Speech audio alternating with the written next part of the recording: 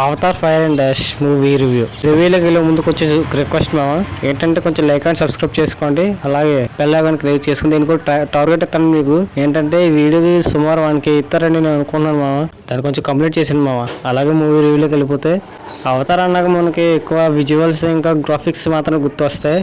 కాబట్టి నేను ఒకటి ఆలోచించాను మామ, మనం ఎందుకు దీంట్లో స్టోరీ ఎందుకు ఆలోచించట్లేదు అనుకున్నాం. కానీ స్టోరీ విషయానికి వస్తే చాలా అంటే చాలా బాగుంది. విజువల్స్ అంటావా మరి అంత ఎక్కువ లేదు, 2 బెస్ట్ అనుకుంటా విజువల్స్ మీద. కామన్ పాయింట్ అంటే స్టోరీ మాత్రమే బాగుంటుంది, మిగతా అన్ని కొంచెం ల్యాగ్గా ఉంటాయి. మూవీ టైమింగ్ అయితే 3 గంటల పైగా ఉంటుంది. మూవీ అయితే ఫైర్ అండ్ డాష్ ఓనర్స్ అయినా వేసుకొని అవుతారు ప్యాండర్ గ్రహం మీద కొంచెం యుద్ధానికి వస్తారు. కానీ ప్యాండర్ గ్రహం వాళ్ళు అంత తక్కువేం కాదు, వాళ్ళు కూడా అలాగే వస్తారు. కానీ దీంట్లో కామన్ పాయింట్ ఏంటంటే స్పైడర్ అనేవాడు ఒకడు ఉంటాడు. దీంట్లో వాడికి ఊపిరందుకు ఒక మిషన్ పెట్టుకుంటాడు మూతి దగ్గర.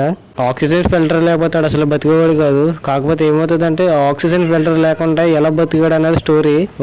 వాళ్ళలాగే ప్రతి ఒక్కరు బతకాలని, అంటే ప్యాండర్ గ్రహం వాళ్ళు అక్కడ వాడు మనిషిని ఆక్సిజన్ ఎలా పీలుతున్నాడు స్టోరీ. ఇందులో స్టోరీ అయితే బాగా రాసుకున్నారు, డీసెంట్ గా ఉంది.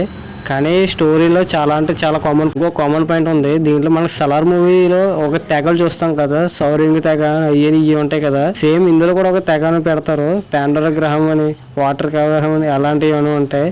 చాలా అంటే చాలా బాగా ఇట్టారు తెగలండి. మీరు మూవీలు చూసినా అర్థమవుతుంది. చూడండి మామ, మూవీ అయితే చాలా అంటే చాలా బాగుంది, డీసెంట్ గా ఉంది, స్టోరీ ప్రకారంగా బాగుంది. మరి మూవీ చూసారా? చూస్తే కామెంట్ చేసి లైక్ చేయండి, అలాగే ఈ రివ్యూలో నచ్చింది కొంచెం సబ్స్క్రైబ్ చేసాను మామ. 1K మాత్రం మర్చిపోకుండా మీరు చూపించే కేర్ మీద నేను ఇంకా వీడియోస్ చేస్తాను. చాలా మటుకు అప్డేట్ చెప్తాను మామ.